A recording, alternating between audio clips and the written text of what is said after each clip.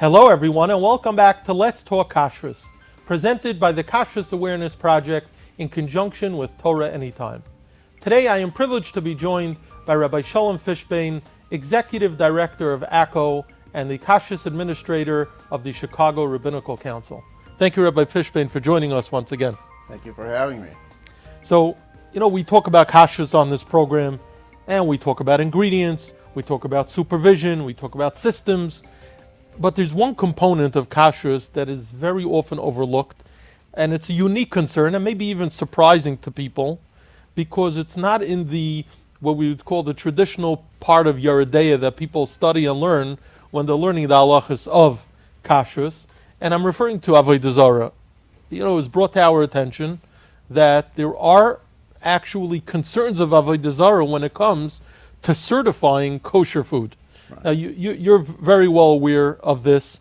Give us somewhat of a summary of what the concern is, how people can be cognizant of it, and what they could do, once they learn about the facts.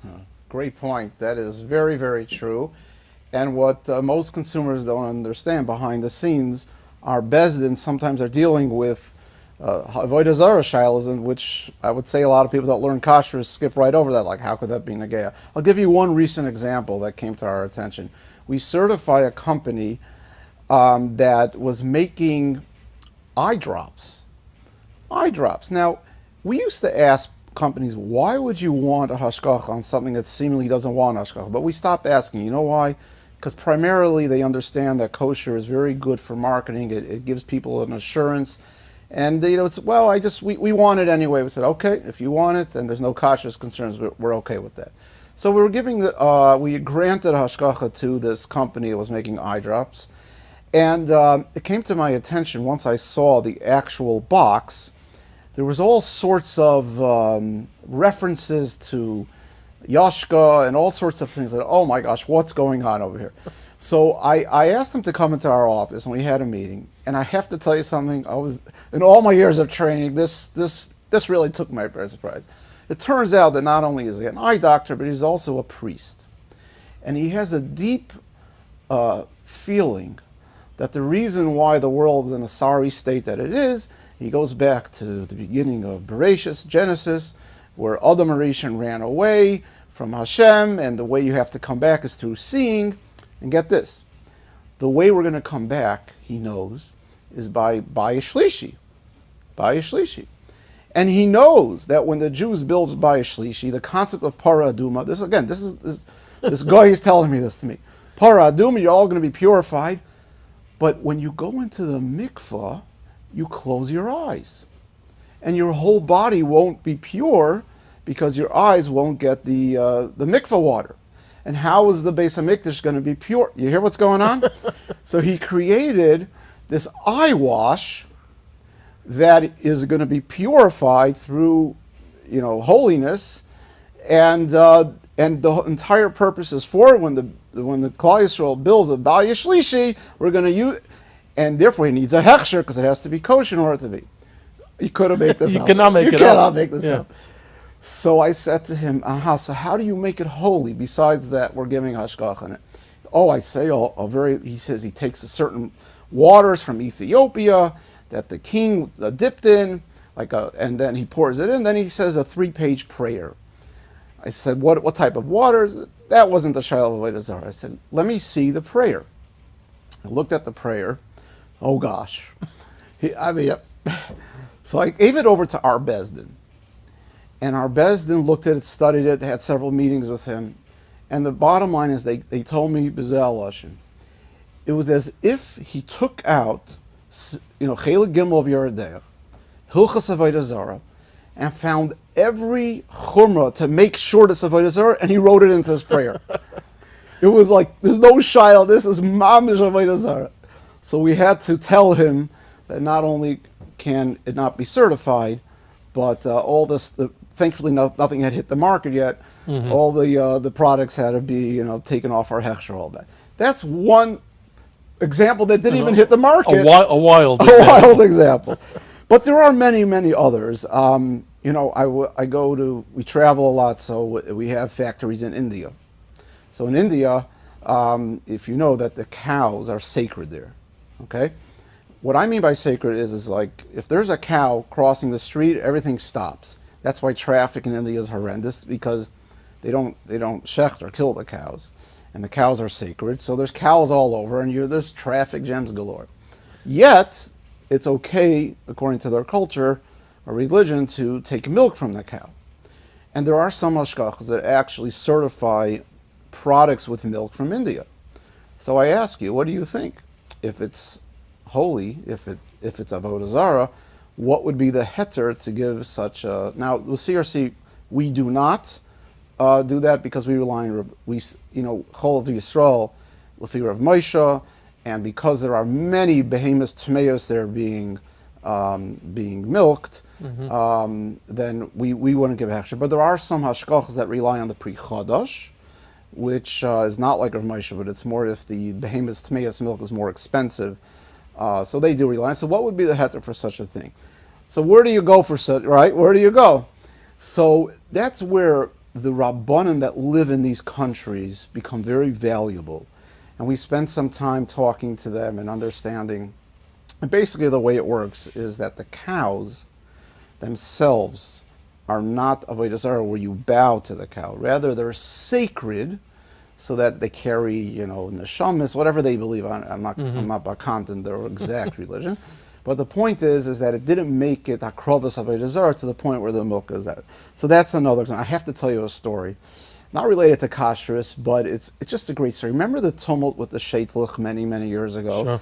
That they were bringing it to the Indians and they were bringing it to avodah zarah. So I was one time in a Dunkin' Donuts, certified kosher Dunkin' Donuts, and I was waiting to talk to the owner.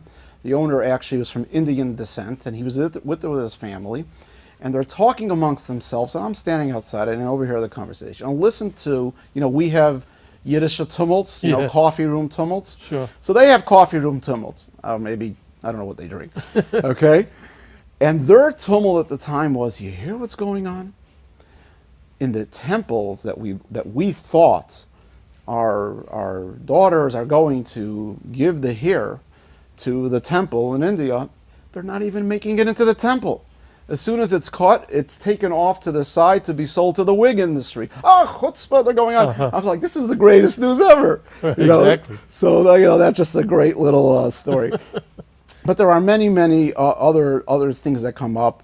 Certainly with drinks. I know Rabbi Niehaus spoke on this great program you have. He talked about sake, which is rice wine from Japan. I've been in Japan, and I remember I was in the factory. I couldn't find a room to daven mincha. Every room had a getchke. Okay, that's what they do before the production of the day. They bring over and they say something to the getchke. At the end of the day, the same thing. So that's the shaila. I mean, if you go through the sugyas of avodah zarah, it seems to be not a problem because they're not actually taking the sake in front and then using that sake to be served. There's various halachas. Another is Trappist beer, which I believe Rabbi Niehaus mentioned. That's very interesting because that's being made on the it's called the abbey. It's by the monasteries. It has to be made for the monasteries, and there's 3 laws to be called Trappist beer. One is that all products have to be made immediately in the surrounding of the abbey, which is chotzer in halacha. The production must be carried under the supervision of the monks or nuns. And finally, the profits are intended for the needs of the monastery, which, again, if you learn in Gemara Avodah Zarah, goes through various things. So if you go through, there's something called betoiva, which the Mechaber and the Ramah talk about. Is this called betoiva? Because you are supporting the monastery, which is pretty much betoiva. There's takroivis. Is it takroivis l'chayr or not? The location, we couldn't get into the abbeys, but that's what Google Maps are for. We were able to look over, find out exactly where they're making the Trappist beer, how close they are, and it's pretty bechutzer. It's a problem. Is it called Mahana because it's giving and of course the overall shaila of Christianity today is shituf or not. We follow the Noid de Yehuda that it is. So, if you go through the list, and I'm obviously not going to go through all Hilchos Avodah Zarah at the moment, but if you go through the list, it doesn't look good. But I must tell you that the last parat seems to be the saving grace, if to buy Trappist beer, and that is retail stores. In other words, the Ramah talks about that if it goes through a third party, it's talking about Malchus, the government, if it goes through a third party, you're not directly giving it to the monks or for the monastery, that seems to be a heter, that's okay. So if you would go into a regular liquor store and you would buy the Trappist beer, and there's a certain logo it's officially Trappist, that seems to be okay because it's not going directly. But if you're traveling, most of them are in Belgium. If you're traveling and you want to buy one directly from, not so pashut. And I must tell you, I found out recently, believe it or not, here in America, there's a huge industry of honey being made by abbeys and monasteries, and that helps support them. And be honest, we're researching this now. Wow. Does that hit the market, or if you're buying it? And it's in a lot of America. It's a pretty big market. And I was talking to someone. He says, I was talking about the Trappist beer. He says, I'm a big honey farm guy. Did you know that they do a lot of business? And oh my gosh! So just the last few days we've been researching. So it's a big deal. Now, the Trappist beer, what makes it different than traditional beer? That people go, especially these connoisseurs of beer, like it. We got to find a connoisseur. Beer to me, I'm still like, I barely get it by a Shalom Zacher, personally. I don't know what's the chashivas of it, but it certainly is chashivas. I know of 14 facilities in Belgium that's actually an authentic Trappist product. That's at least in Belgium. I guess it's really authentic the way they've been doing it for years, hundreds or maybe even thousands of years. Some of these places, and people appreciate that. So that would be that. And there's many other sorts of shilohs that come up. We just had a restaurant recently that has a Japanese scenario going on in the restaurant. They're trying to, so we were dealing with the shiloh because they were putting up samurai warriors.